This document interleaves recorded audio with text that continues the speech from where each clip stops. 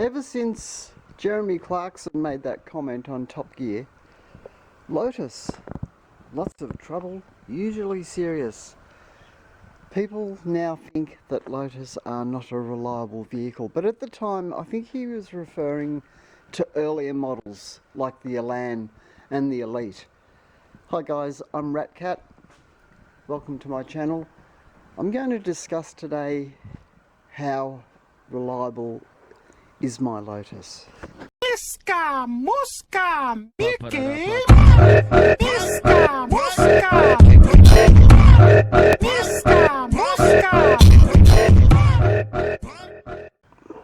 So this is my second Lotus Elise. My first Lotus Elise was the same model, Lotus Elise Series 2, and I had that for about 6 years. In that time I had very little trouble with it. It ran beautifully. One of those cars that just starts every time, first time, every time.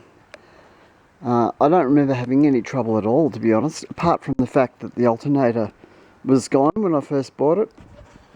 This is my second Lotus Elise, and I have had one little bit of trouble, and that was the Cobra alarm system was disabling the starter motor and the fuel pump. We sorted that out and I haven't had a problem since. You've got to remember that these are very light cars. This one weighs about 780 kilo, I think, don't quote me on that, but so there's not a lot of wear on the suspension. You don't have to spend a lot of money upgrading the suspension because it doesn't get a lot of wear.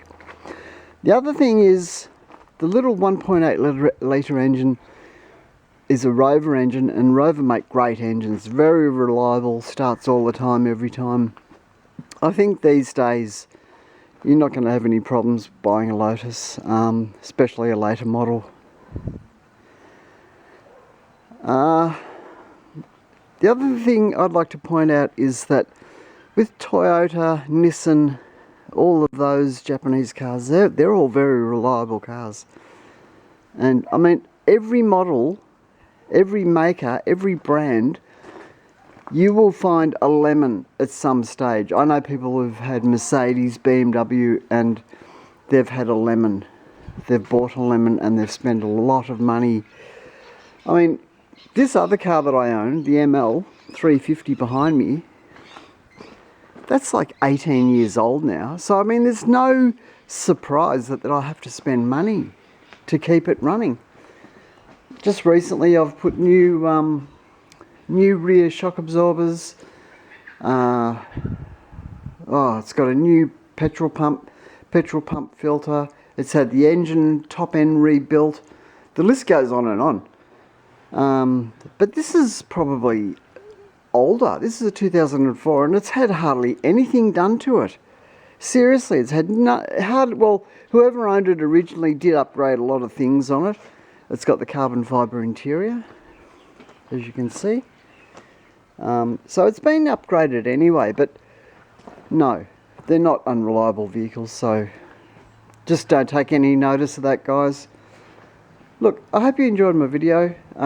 If you've got any questions, feel free to ask, and I'll catch you all later. Bye. Sorry guys, I just wanted to point out one other thing, and that is, obviously the more you treat a car well, the better it will treat you. In other words, if you service your vehicles regularly, change the oil, check the water, check the air filters, I seriously think you will not have a problem. And you know, if you love your car like I do, why wouldn't you service it? I mean, I do it myself, most of the stuff, and I love doing it because